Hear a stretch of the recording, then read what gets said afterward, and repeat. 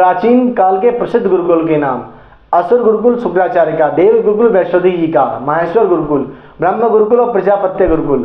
ऋषि गुरुकुल भी थे: महर्षि गुरुकुल, वशिष्ठ गुरुकुल, भरद्वाज गुरुकुल, वामदेव गुरुकुल। रामायण कालीन जो गुरुकुल थे वो सौर गुरुकुल, वशिष्ठ गुरुकुल, अगस्त्य गुरुकुल, सौक्षिण गुरुकुल, आसुर गुरुकुल और इंद्र गुरुकुल। महाभारत काल में भी कुछ गुरुकुल हुए: देव गुरुकुल, परशुराम अस्त्र गुरुकुल, हस्तिनापुर राजकीय गुरुकुल, पाराशर गुरुकुल, सांदीपनि गुरुकुल और विजय गुरुकुल। इसमें बहुत सारी विद्याएं थी, सिखाई जाती थी: अग्नि विद्या, वायु विद्या, जल विद्या, अंतरिक्ष विद्या, पृथ्वी विद्या, सूर्य विद्या, चंद्र व लोक विद्या, मेघ विद्या, पदार्थ विद्युत विद्या, सौर विद्या, दिन रात्रि विद्या, सृष्टि विद्या, खगोल विद्या, भूगोल विद्या, काल विद्या, भूगर्भ विद्या, रत्न व धातु विद्या, आकर्षण विद्या, प्रकाश विद्या, तार विद्या, विमान विद्या, जलयान विद्या, आग्नेय विद्या, जीव जंतु विज्ञान विद्या, यज्ञ विद्या। ये तो बात तो वैज्ञानिक विद्याओं की। अब बात बताते हैं व्यावसायिक और तकनीकी विद्या भी थी: वाणिज्य, कृषि, पशुपालन, पक्षी पालन, पशु परीक्षण, यान रत्नाकार, रथकार, रत्नकार, सुवर्णकार, वस्त्रकार, कुंभकार, लोकाहार, तक्षक, रंगशाज, खटवाकार, रज्जुकार, वास्तुकार, पाक विद्या, सारथ्य, नंदी प्रबंधक, सूचीकार, गौशाला प्रबंधक, उद्यानपाल, वनपाल, नापित इत्यादि। यह सब विद्या गुरुकुल में सिखाई जाती थी। समय के साथ गुरुकुल लुप्त हुए और यह विद्या भी धीरे धीरे समाप्त हो गई। भारत में गुरुकुल शिक्षा पद्धति: गुरुकुल में विद्यार्थी विद्या अध्ययन करते थे। तपस्तुली में सभा, सम्मेलन और प्रवचन होते थे, जबकि परिषद में विशेषज्ञों द्वारा शिक्षा दी जाती थी। प्राचीन काल में धौम में च्यवन ऋषि, द्रोणाचार्य, सांदीपनि, वशिष्ठ, विश्वामित्र, वाल्मीकि, गौतम, भरद्वाज आदि ऋषियों के आश्रम भी थे। प्रत्येक गुरुकुल अपनी विशेषता के लिए प्रसिद्ध था। कुछ गुरुकुल में कुशल शिक्षक होते थे और वैदिक ज्ञान देने में, कोई अस्त्र शस्त्र सिखाने में, कोई ज्योतिष सिखाने में, खगोल विज्ञान में दक्ष था। गुरुकुल में सबको समान सुविधाएं दी जाती थी।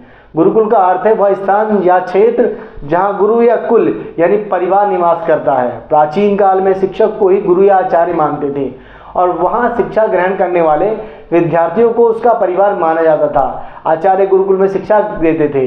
गुरुकुल में छात्र इकट्ठे होकर पढ़ते थे। विवेकाधिकार और आत्मसंयम के साथ चरित्र में सुधार होता था। उनके सामाजिक जागरूकता होती थी, मौलिकता, व्यक्तित्व और बौद्धिक विकास होता था, पुण्य का प्रसार होता था, आध्यात्मिक विकास होता था, ज्ञान और संस्कृति का संरक्षण होता था।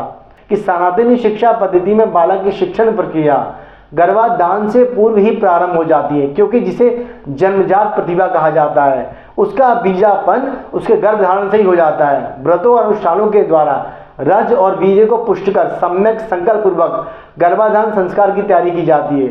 फिर प्रेरित करके उसकी आगे की प्रक्रिया की जाती है। गर्भावस्था में माता के साथ जैसा व्यवहार किया जाता है उसका प्रभाव संतति, उसका असर उस पर पड़ता है। यही कारण है कि जब शिशु जन्म लेता है तब भी वह कोरा कागज नहीं होता, उसके स्मृति पटल पर पर्याप्त भित्तियां संचित हो चुकी होती हैं।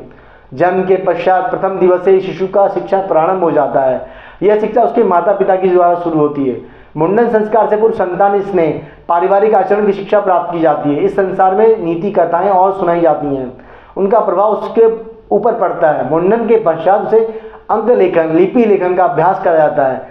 साथ ही आचार, शिक्षा, नीति कथाएं, प्रारंभिक आरोग्य शिक्षण और परंपरागत कुलाचार में संतति का परिचय कराया जाता है। इन ग्राम शालाओं के पश्चात यदि संतान में धन कमाना हो तो उसकी रुचि के क्षेत्र में विशेषज्ञ आचार्य के पास भेजा जाता है, ताकि उसके विषय के अनुसार वो उसे शिक्षा दे सके। जैसे बच्चे को केवल चिकित्सक बनना है तो उसे चिकित्सा की शरण ही लेनी चाहिए। आज के समय में विभिन्न राज्यों में संस्कृत विद्या के केंद्र कुछ इस प्रकार हैं कि गंगानाथ झा परिषद इलाहाबाद उत्तर प्रदेश में, श्री रणवीर परिषद जम्मू कश्मीर में, सदाशिव परिषद पुरी उड़ीसा में, गुरुबान परिषद पुराटन चित्रपुरा केरला में, जयपुर परिषद जयपुर राजस्थान में, लखनऊ परिषद लखनऊ उत्तर प्रदेश में, राजीव गांधी परिषद सिंगेरी कर्नाटक में, वेदव्यास परिषद गरीली हिमाचल में, भोपाल परिषद भोपाल मध्य प्रदेश में, KKJ सोम्या संस्कृत विद्यापीठम मुंबई परिषद महाराष्ट्र में, एकलव्य परिषद अगरतला में।